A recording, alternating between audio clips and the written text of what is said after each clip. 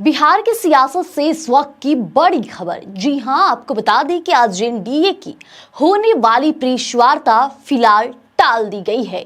आज सूत्रों के मुताबिक एनडीए में अब भी कई सीटों को लेकर अदला बदली की संभावना बनी हुई है। ऐसे में दरअसल बीजेपी और जदयू के बीच कुछ सीटों पर अभी भी सहमति नहीं बन पाई है और इसी कारण से एनडीए की प्रेस वार्ता को फिलहाल के लिए स्थगित कर दिया गया। बताया यह भी जा रहा है कि इस देरी के पीछे कई राजनीतिक पेच है, जहां कई सीटों पर आपसी समझौतों की कोशिशें अब भी जारी है। तो एक दूसरी तरफ देखा जा रहा है कि लगातार सीट बंटवारे से नाखुश उपेंद्र कुशवाहा, जीतन राम मांझी भी अपने करीबी नेताओं के साथ बंद कमरे में बैठक भी शुरू कर दिए हैं। ये अंदर की बात है। आपको बता दें कि उपेंद्र कुशवाहा के हालिया सोशल मीडिया पोस्ट ये बातें जाहिर करती है कि उपेंद्र कुशवाहा भी नाराज चल रहे थे। ऐसे में दर्शकों के लिए ये बड़ी खबर है। जिस तरह से दर्शक भी लगातार इंतजार कर रहे थे आज की शाम की प्रेस वार्ता की, जिस दौरान उम्मीदवारों की लिस्ट को जारी करने की बात हो रही थी।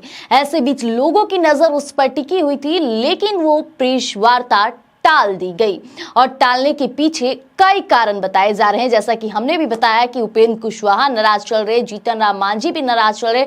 भले ही आज बातें इस तरह से निकलकर सामने आई कि एनडीए में नाराजगी नहीं है, लेकिन पोस्ट और हालिया हाव भाव बयां कर ही देते हैं।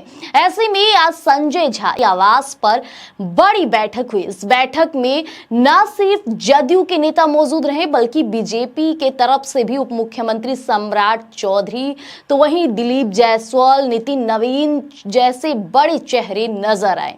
यानी कि सीटों पर अभी भी बात करना बाकी रह गया है। जब बैठक समाप्त हो जाती है, उसके बाद बाहर आते नितिन नवीन, साथी विजय कुमार चौधरी का बयान भी सामने आया।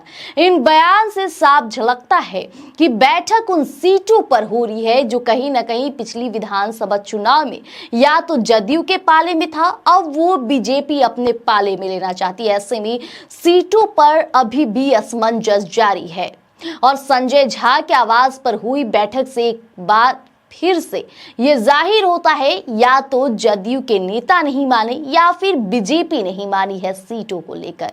क्योंकि जिस तरह से वहां से भी लगातार ये बातें जाहिर हो रही थी कि शाम 4 बजे प्रेस वार्ता होगी, उस दौरान उम्मीदवारों की लिस्ट जारी एनडीए करेगा, लेकिन बैठक सुबह होती है, उसके बावजूद भी प्रेस वार्ता का टालना बहुत बड़ा सवाल खड़ा करता है।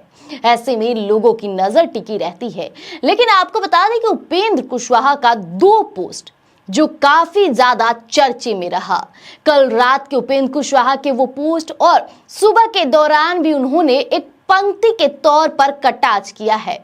ऐसे में ये साफ तौर पे जाहिर होता है कि हर कोई अपने मन मुताबिक सीटें चाहता है। अब जीतन राम मांझी की भी नाराजगी साफ तौर पर जाहिर होती है। उनका बार बार कहना कि इलेक्शन कमीशन की बैठक में भी उन्हें बुलावा ना आना और जिस तरह से उनकी मन मुताबिक सीटें ना मिलने पर नाखुश नजर आ रहे हैं जीतन राम मांझी, क्योंकि हर कोई चाहता है कि जो उन्होंने कैंडिडेट से जो भरोसे दिलाए थे उस पर खड़े उतरना एक नेता का अहम भूमिका होती है। ऐसे में उन्हें सिर्फ 6 सीटें पर निपटा देना ये बड़ी आशंका की बात हो जाती है और यही कारण है कि उपेंद्र कुशवाहा अपने उम्मीदवारों से अपील भी करते नजर आ रहे सोशल मीडिया पर।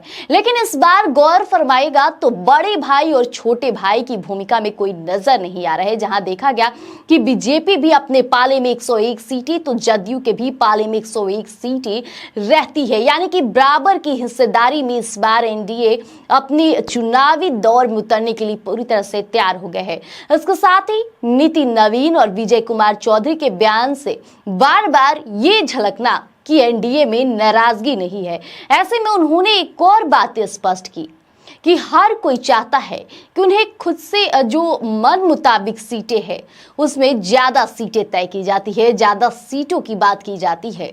लेकिन कम्युनिकेशन गैप नहीं किया गया। और ये बातें जाहिर भी होती है क्योंकि जिस तरह से लगातार देखा जा था कि बीजेपी के कद्दावर नेता उपेंद्र कुशवाहा से भी मुलाकात किए थे, जीतन राम मांझी से भी मुलाकात उनके आवास पर हुई थी, उसके बाद भी उपेंद्र कुशवाहा और जीतन राम मांझी के बदले तेवर साफ तौर पे नजर आ रहे थे।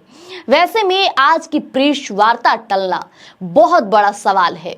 हालांकि बिहार बीजेपी प्रदेश अध्यक्ष दिलीप जायसवाल ने साफ तौर पे कहा कि कल उम्मीदवारों की लिस्ट जारी कर दी जाएगी, यानी कि बस एक दिन की देरी है और कल शाम संभवतः उम्मीदवारों की लिस्ट जारी हो सकती है, ऐसा अनुमान लगाया जा सकता है।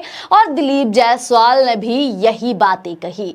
अब देखना होगा कि उम्मीदवारों की जब लिस्ट सामने आती है तो क्या फिर भी नाराजगी यूं ही बयां होती है।